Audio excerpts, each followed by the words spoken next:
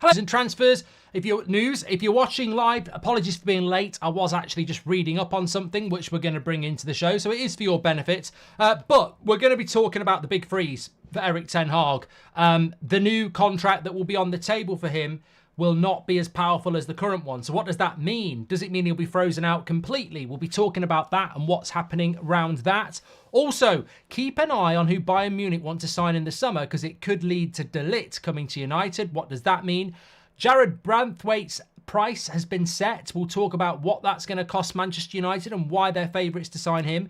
Ivan Toney, should he be a United target? I was listening to Beth and Faz this afternoon. I've got some interesting points on that. Also, some more information coming out around the stadium and why staying at Old Trafford is still very much viable, but could still be ignored because of cost and time. We'll also be talking about the director of football and a very interesting article. Well, I'm a little bit late because we've had a super chat come in from Esteban who said, Mark, any comments on the ESPN article about the Glazers? Some unbelievable tidbits in there. Glazers kids sending staffers to go pick up cookies while on tour.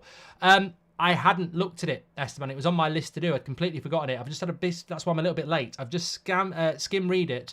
Probably get more into it on the morning show, but there is some bits in there about Woodward, which I think you'll find very, very interesting as well. Why are we early? Because I'm doing Villa against Chelsea in the Cup. We're playing Villa on Sunday, so yeah, I want to watch that. You can join me for that on That's Football. But lots to get into on the show before that. Right, let's get into it. But before we do, don't forget you can get 20% off and free worldwide shipping with Manscaped. Trim the grass to make the yard look bigger. Links in the description or scan the QR code. You'll see I'm not clean shaven. I always like a bit of stubble. I let it grow over the week. You'll see that happens. What did I use for that? The hedge trimmer. It's the best one I've ever had. And not just because Manscaped sponsored the United Stand. I threw my other ones out. I threw them out the window. I nearly hit a cat. Not deliberate. Don't phone the RSPCA. I use this all the time. Absolutely fantastic. 11 different lengths on it. You can go for different lengths there. Absolutely fantastic. And then round the edges, I use the Handyman, which is a traditional, this will get you completely and utterly clean shaven, but I just use it around the edges, around the mouth and around there. That's fantastic as well.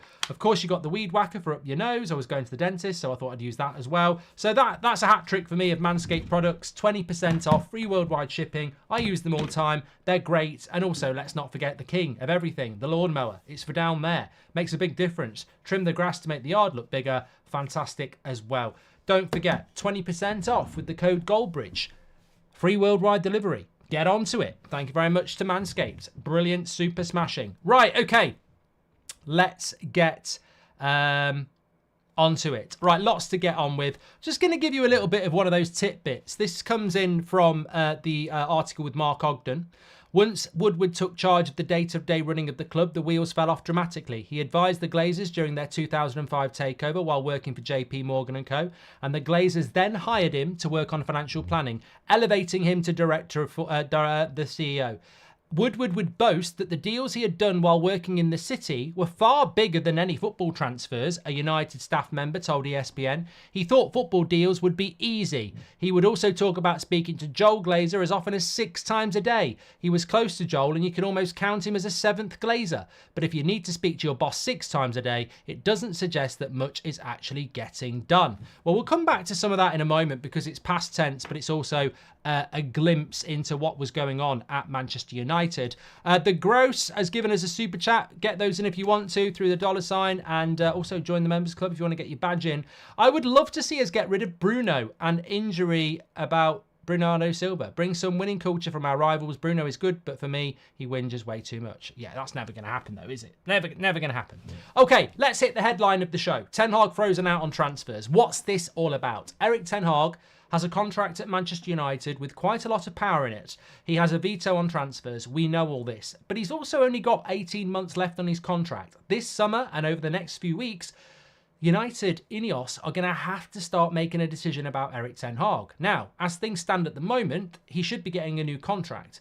I think most of us would agree on that. I think this is the guy to work with at least for another year, based on what we've seen last year and what we've seen when he's got his best players out and the development of some youth. I think it would be incredible to sack Erik ten Hag based on the 18 months that we've had and what he's actually doing with the club. The next stage for ten Hag is to be allowed to remove the players that he wanted to remove last summer. So that's the next step. However, when he gets a new contract, it's universally understood that the contract terms will not be renewed as favourably around transfers. Erik ten Hag would have to sign a long-term contract where he is effectively freezing himself out of the power that he has at the moment. Now, would he be willing to do that?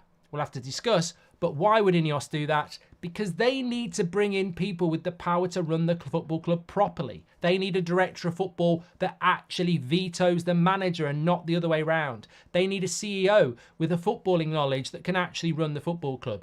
The fact is that Erik ten Hag's contract is way too football heavy for a manager to have.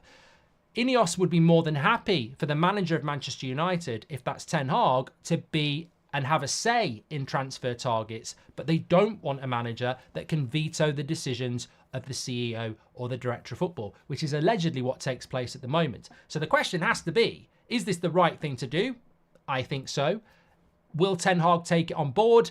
You'd hope so. And the reason I think it's the right thing to do is because it's incredibly silly to look at what we've done over the last 18 months and what role Ten Hag may have had in that. Now, it's unfair to speculate, but I've said it so many times, I almost want to move on to a different transfer. But in the case of Mason Mount, if Man United had said to Ten Hag, we're not spending £55 million on him, it's too much, and Ten Hag says, I really want this player, do United then spend £55 million on him? We've used the whole Ten Hag and De Gea situation a lot.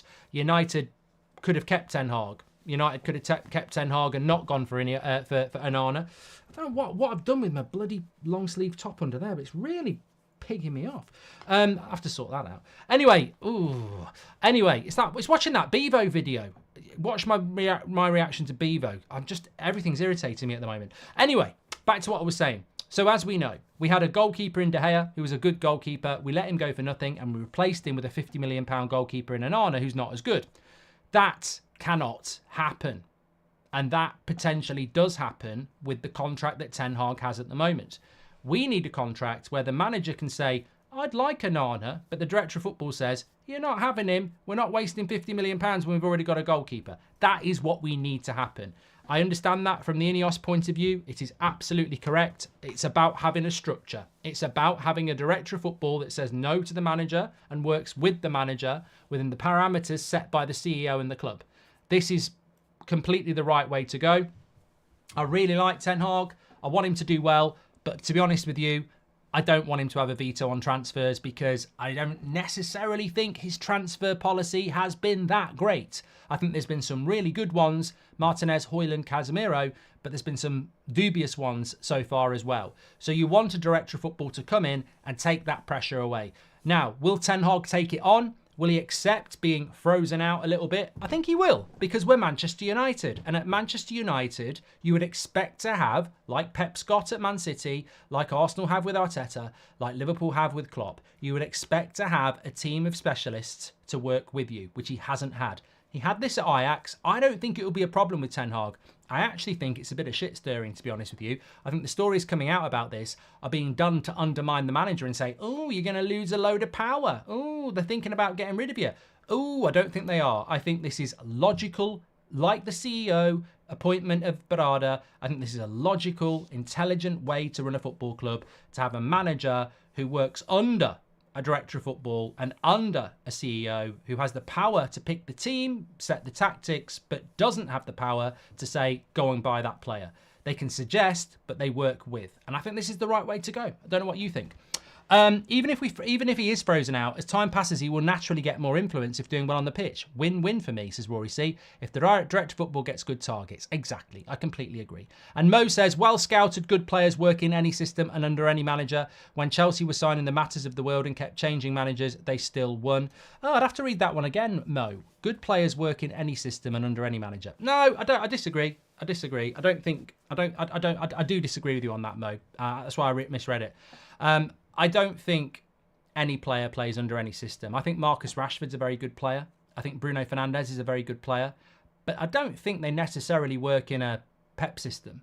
I think there's very few players out there in world football that can play in any system. I think that's a bit unfair because that sort of diminishes the quality and skill set required to recruit. I think recruitment's an amazing skill. You look at what Brighton do.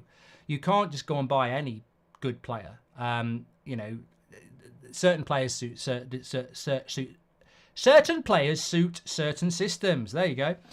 Carlos says, which player has been more consistent in both availability and performance than Delo this season? None, right? Says Carlos. Look, he's getting the credit, Delo. There's no doubt about it. He is getting credibility.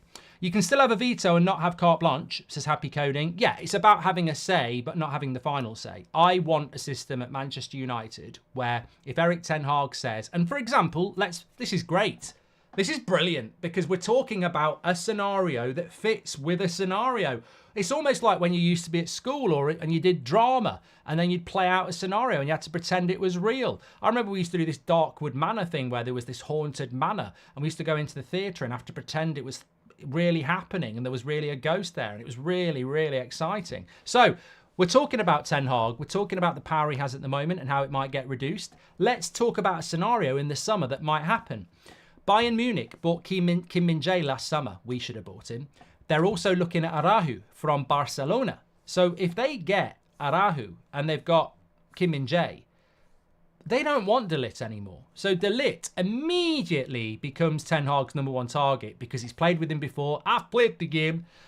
He's Dutch and he's a centre-back that he knows that can play in the system that he likes. So Ten Hag is, let's say, I'm the director of football. And under the new world.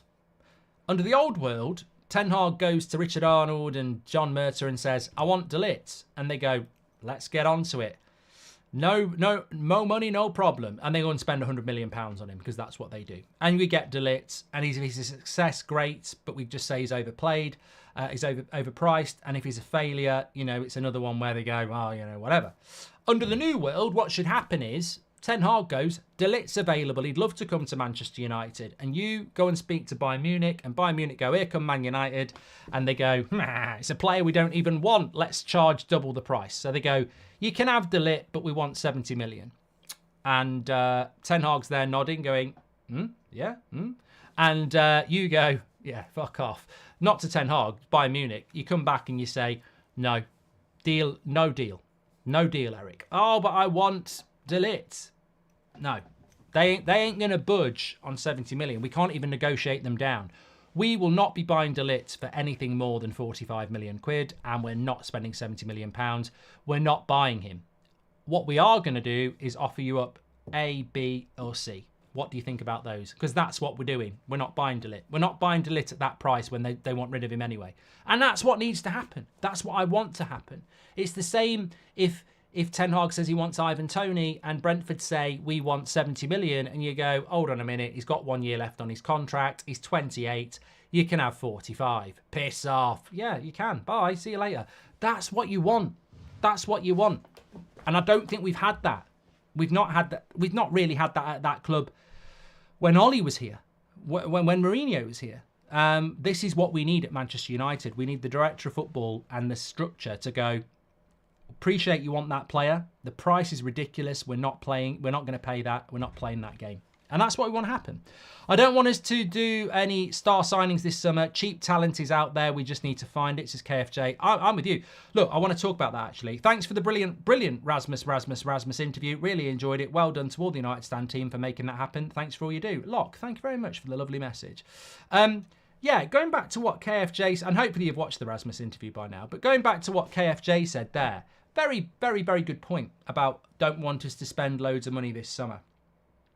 My theory on this, and I do speak to people, but I'm not going to say I've spoken to Fabrizio or an agent or anything like that. This is completely my opinion on Branthwaite, right? So Jared Branthwaite, left-footed centre-back at Everton. Lots of people really like him. What is he, 21, 22, something like that? Man United, at the moment, are considered to be the favourites to buy him because he fits a profile of player that we need at this moment in time. For the price.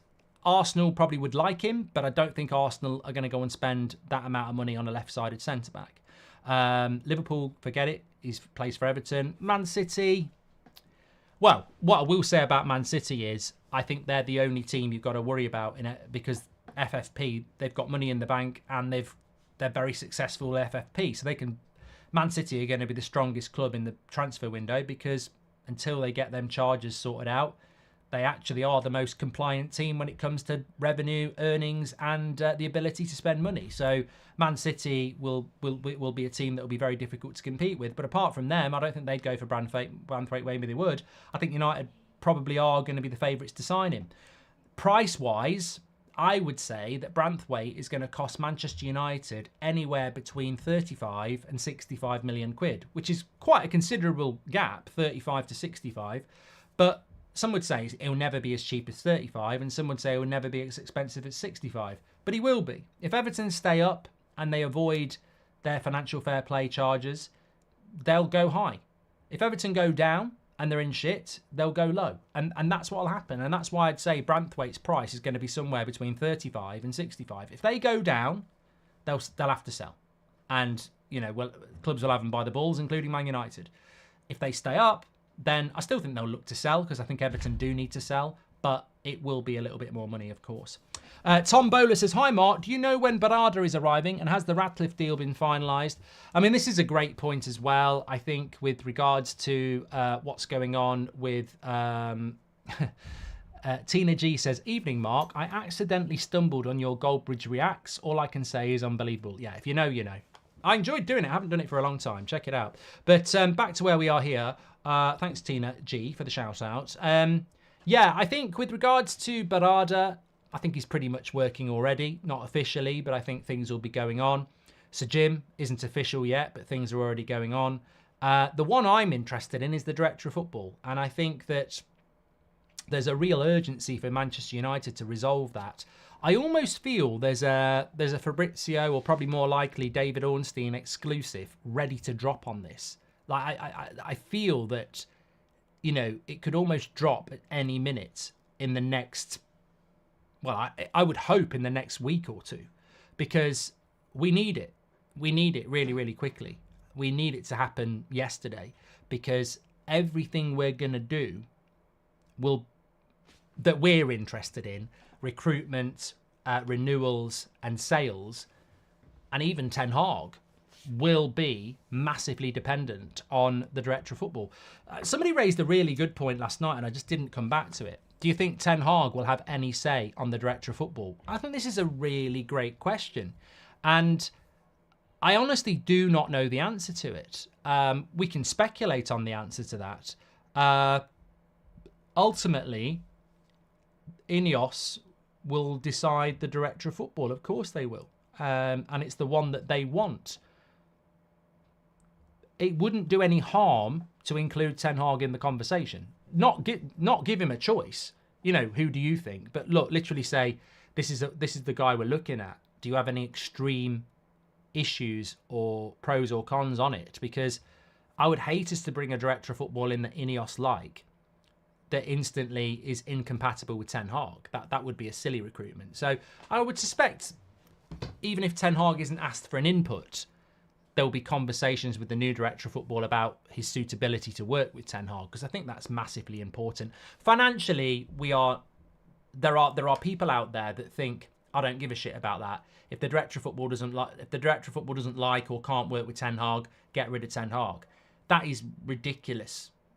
That is not reflective of reality. The reality at United is, and we'll talk about the stadium update in a moment, is that United are having to make decisions that are based around cost, where people are going to lose their job at Manchester United under this new regime. We may lose Old Trafford because it's cheaper under this regime. And we are not going to bring in a Director of Football that says, yeah, get rid of him. Get rid of him. Because that will cost us a lot of money to replace and sack Ten Hag and bring somebody else in. Money that we don't really have. So I think the compatibility of the Director of Football with Ten Hag is something that Ineos will be massively aware of.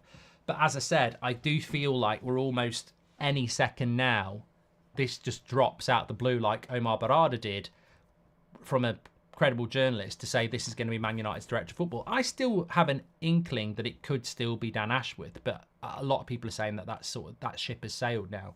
But the important factor around this is we're approaching the middle of February. And I remember when Rangnick was here, we were talking to Akanji now. Akanji was sort of on hold to come to United in the summer. Obviously, it didn't happen because Ten Hag didn't want him, but conversations with players and agents will be going on. But without the director of football, it's sort of like pissing in the dark. You know, you don't know where you're aiming, do you? So we've got to be very quick on this. But you've also got to get the right person. I feel it's almost like I'm pro Ineos on everything, and I'm not. I think we have to be cynical and we have to be questioning everything they do. Somebody said to me today, you know, if it was the Glazers trying to take Man United away from Old Trafford, there'd be uproar. But it's almost like Sir Jim's got a free pass because he's from the area and he's British.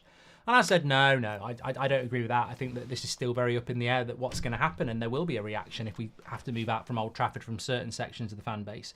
But where I do have sympathy again with Ineos and Sir Jim is that they only got the club announcement on Christmas Eve. I mean, what's that, 5-6 weeks ago?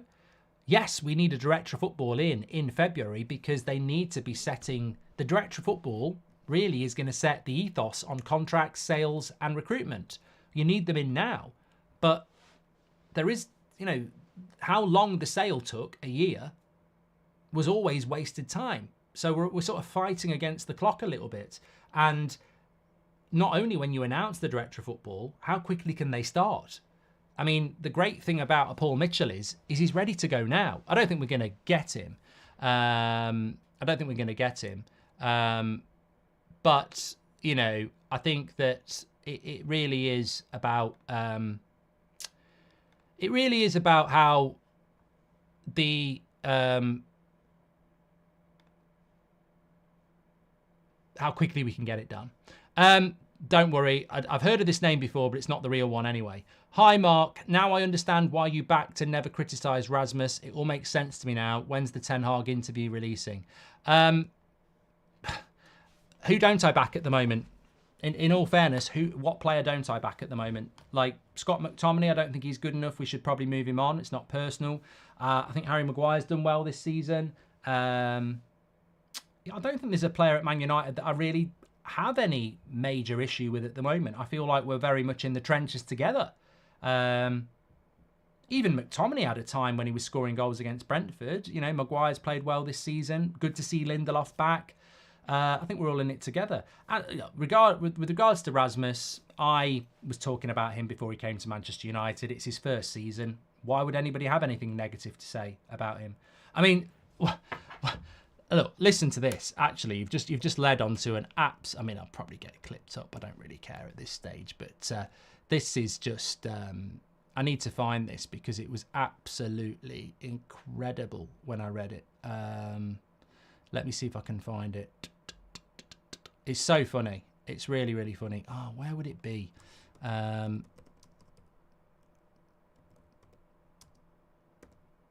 You won't believe it, basically. This is worth waiting for. I should have been better prepared. Here we go. So, Manchester United, great. Not my words, the words of courtoffside.com. Manchester United great Dwight Yorke has told Rasmus Hojlund he's on borrowed time, even though the Red Devil is currently in good form. He's gone on to say he's still on borrowed time, he still needs time, but I'm glad that he's got a couple of goals and that might settle him down. What are his strengths? I still don't know what his strengths are. Often enough, when you do your due diligence about players and you're paying 75 million for him, is he fast? Can he head it? Can he shoot? Can he dribble? What are his strengths? If you're coming in, it doesn't matter how good you are, how young you are, you're going to be struggling in a team that's struggling, that is inconsistent. You know, he always had a reputation as a party boy, Dwight Yorke, and he must be pissed. But what is he talking about? He's on borrowed time, and what are his strengths? I mean, I completely agree with Ant. What's Yorke on?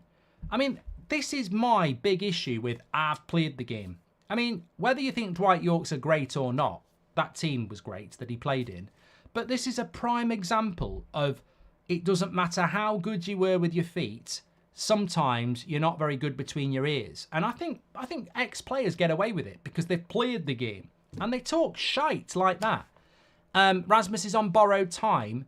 What are his strengths? Well, I tell you what, mate, if you spent your time watching Manchester United instead of earning a living off them, You'd know what his strengths are. In fact, at the weekend, he literally showed his strengths. He's got a left foot, which he can score with, but also he can drop his shoulder and smash the shit out of it with his right foot. So he's both-footed for a start. He's very, very, very energetic and good in the press and activating the press. He's also got assists and can link up the play. And when the ball's played in behind, he actually likes to run at people because he's quick as well. So any more strengths you'd like, Dwight? Or is that not enough for you? I mean, unbelievable. Unbelievable. I mean, I don't normally jump in on stuff like that, but I'm glad somebody mentioned it there, because incredible analysis of a Manchester United player by an ex-Manchester United player who, let's be honest, doesn't watch Man United, does he? I mean, why Sky Sports are putting him on, I'll never fucking know. Dwight, do you fancy coming on and talk about United? Yeah, I don't watch him. Doesn't matter. Doesn't matter. Get on. He clearly doesn't watch Man United play, Jose G. He clearly doesn't watch them play. Marvin AM says he's not both-footed. I didn't say he was both-footed, Marvin. I said he can score with both feet. And if you don't agree with that, I've never seen anybody shoot with their weaker foot like that since some very good players at Old Trafford. It was an amazing hit with his weak foot. Reminded me of me. There's so much to do, so many players to sell and people to hire that I just feel that we shouldn't expect much this summer. Might be Glazer trauma, says Mario Franco. I don't get it. I don't get it. I mean, as I said, I don't really see any reason not to be positive about this United side at the moment. I look forward to that Villa game tonight because I want to watch them and see, hopefully they'll put a strong team out. Hopefully Chelsea will push them. We're not playing this week, Good stuff. I'm looking forward to it. I feel positive about United. Look, Martinez is out. Maguire's probably going to play with Varane. I ain't got a problem with that. That's what it's all about. Do you know the rules yet, Mark? Says Gez. No, I don't know the rules yet. What else did I want to talk to you about tonight? Branthwaite, we've spoken about. Ivan Toney. We've spoken about Arahu and De Ligt. Just going back to that, I know we used it as a scenario, but I don't think that I would want... I don't think I want De Ligt at Man United. I don't know what you think, but I don't think I want De Ligt at Manchester United. I've been thinking about it a bit, and I don't think I want De Ligt. I really liked him at Ajax, and at that time, when we were heavily linked to him, I really did want him. But the buzz around De Ligt when he was at Ajax almost felt like this is going to be a world-class centre-back. And the Juventus and Bayern Munich moves... You almost need to be reminded about him. You don't hear about him, do you? I know we're very Premier League centric and we're obsessed with it, but you do hear about other players on the continent doing things. I don't hear about De Ligt, and I just feel like I just don't think it's the right deal, really. Unless there's a really good financial deal to be done there, like you get him for 40 million quid. I don't like the sound of this deal, to be honest. But look, the great thing about that is, if we get the director of football in and he says let's do it, it's on the director of football. So if we do it, we do it. Stadium, just very quickly, I want to talk to you about the stadium. I was reading something today about how it is felt that they will try and move away because a new stadium, and we were talking about this last night, to be fair, but there is a little bit of extra information. It could be cheaper to redevelop Old Trafford, but it will take longer. So the feeling is that there will be a push to move away from Old Trafford because it will be more expensive, but it will be built quicker. Whereas to redevelop Old Trafford will take longer. Not necessarily be more expensive, but it will cost the club money because as you build it, you won't be able to have a full capacity Old Trafford, which is a lost revenue.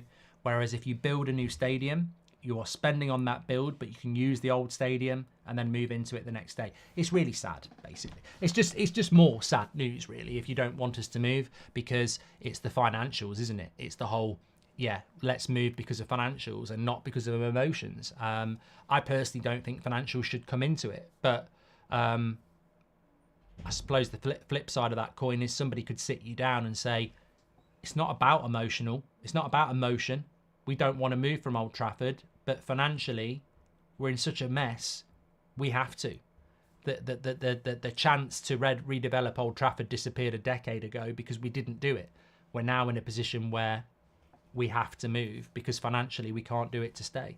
So yeah, I'll leave that with you, but that's just a little bit of advancement on it. It may not be more expensive to redevelop Old Trafford, but it would take longer, and obviously that would cost us in relation to gate receipts and revenue from that over a longer period of time. It's sad. It's very, very sad because it will piss me off if in 10 years' time we're not at Old Trafford and it's gone and Liverpool down the road are still at Anfield. That'll be a real one-up for them. And fair play to them, because they'll still have their spiritual home and we won't. But for some, that's not that important, is it? Also, wanted to talk to you about Ivan Toney. Some people talking about whether Manchester United should be looking to sign him. I think Faz was on about it this afternoon. Is Branthwaite really going to join as a backup, says Robert McCormack. Good question. Good question, Robert. I think Branthwaite could play as a right-sided centre-back with Martinez. What isn't in doubt is that we do need a left-sided centre-back because we are so reliant on Martinez, as we know. Having said that, I think Ten Hag wants a right-footed right-back, a right-footed right-back, a right-footed right centre-back, a left-footed left centre-back, and a left-back who's left-footed. That's what he wants. I think he wants that. He wants that. And let's not forget, Branthwaite would be coming to Manchester United at 21, 22. I think there would be an acceptance that it's a step up and you've got to fight for your place. When you go to Manchester City as a centre-back like Vardial, you don't necessarily come in and play straight away. There is an adjustment period as well. So I think he would. I think he would consider coming to Manchester United. Yeah, I really do. On Ivan Toney, let's just run a poll on this one. Would you capitals? Would you sign Ivan Toney? Yes or no in the chat. He's going somewhere in the summer, and it's not as far-fetched as you think that Man United could do that deal. Man United like homegrown, and Man United like a good deal. And Man United need a striker. And Ivan Toney with Rasmus would be quite interesting, I think. I'd still prefer Rasmus to start because I think he's going to be the better player. But Ivan Toney is an experienced Premier League striker who could offer us something different. So I don't rule it out. I don't rule it out at all. In many ways, it's not a bad idea to do it. I just have concerns about a player that, you know, has had his issues, of course, and you have to take that into account. We can't discriminate, but we can choose what to do. And what I mean by discriminate is we have to look at players and go, is there a red flag there? Maybe we want to avoid it in relation to, do you want to take that risk? You've got to consider that. If you're going to look at a player and go, oh, they're out clubbing a lot at that club, might not want to go anywhere near them, or they've got a bad attitude, they turn up for training late, then you've also got to look at those things as well. So I think that's something that United would have to consider and make a decision on. But on the other hand, maybe Ivan Toney's completely rehabilitated and is never going to do anything like that again, and he's totally focused on his football, in which case, why not do the deal? The interesting thing for me for United is what's the budget to buy a striker? Because Brentford are going to push for 70, 80 million, and they're going to say, look, he's a proven Premier League goal scorer. We want 70 to 80 million pounds. Harry Kane went for 100 million with 1 year left on his contract, so we want 70 to 80 million pounds. I personally think with 1 year left on his contract from Brentford, he shouldn't be going for anything more than 50. So the price would be interesting for Manchester United, because if you spend 70 million pounds on Ivan Toney, you've got to start Ivan Toney. So that's where it comes in for me. I would avoid it. I don't think it's the right deal for Man United to do this summer, but I wouldn't say that it's not going to happen. Gifted 20 memberships. It's Mojo, the legend of the chat. What a legend he is. John says, sad day yesterday for Man United fans, but a proud day for us up northeast who loans Man United players at this sad time. Bishop Auckland always, says John. Thank you very much for that, John. And lots of likes and love coming in for Mojo, who is an established legend of this community chat, of course. I've got to be a bit careful because I'm looking at the time and I've got to get over to the That's Football watch along in a moment. But yeah, look, I think in relation to Ivan Toney, it's 50-50 with the chat, which I think is exactly the right place to be. Premier League striker. Look, I think it's very simple with Ivan Toney. If you can bring him in as the backup striker to Rasmus, very, very good idea. But if the price suggests you've got to start him, probably a bad idea. And it all comes down to the price for me. If you could get him for a really cheap price, I would do it. If Brentford are going to demand top dollar, I wouldn't do it. And also, let's not forget, Chelsea might fancy him, Arsenal might fancy him, in which case I just wouldn't get involved. I wouldn't be that desperate to sign him. I just think if the stars aligned on a cheap deal with 1 year left on his contract and he was willing to come up and be that backup, because I don't think Ivan Toney's a starter for Man City. I don't think he's a starter for a Manchester United, if I'm being completely honest. But I think as a backup, he'd be very, very, very, very, very, very decent signing. But I think we need to be looking at something else. What? I don't know, because we do need to do something there, but I think we do. Anthony Johnson, here is some insight for the Ineos situation. As a United shareholder, have until 12th of February to decide on selling my shares to Ineos. There you go, Anthony Johnson, absolute legend. So a bit of an insight on the Ineos ratification, Anthony says he's a United shareholder and he's got until the 12th, which is 5 days time, to decide whether to sell his shares to Ineos. I suppose the question is, are you going to do it? Vacation has just gifted 5 memberships as well. Absolute legend. Thank you very much, pal. Really appreciate that. There is this really good article from ESPN about the Glazers, etc. But I'm going to digest that overnight and probably bring it into the show more tomorrow. But just another interesting quote. Ollie wanted to bring down the age of the squad, so he identified 3 young players and told the club they should prioritise signing them. United messed up moves for Haaland and Bellingham and didn't even make an effort for Rice, but they did sign Donny van de Beek despite him not even being a player that Ollie had identified as a target. I mean, this is all coming in from source, so, very interesting to see. Ollie was ready to get rid of Paul Pogba in his first summer transfer window, but he feared he wouldn't be given the proceeds of any transfer fee to replace him, and that's how it worked.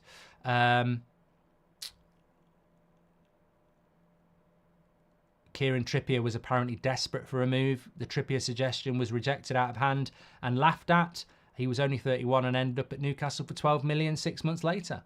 There's quite a lot in here that I need to digest and bring into the show tomorrow, I think, and I look forward to doing that.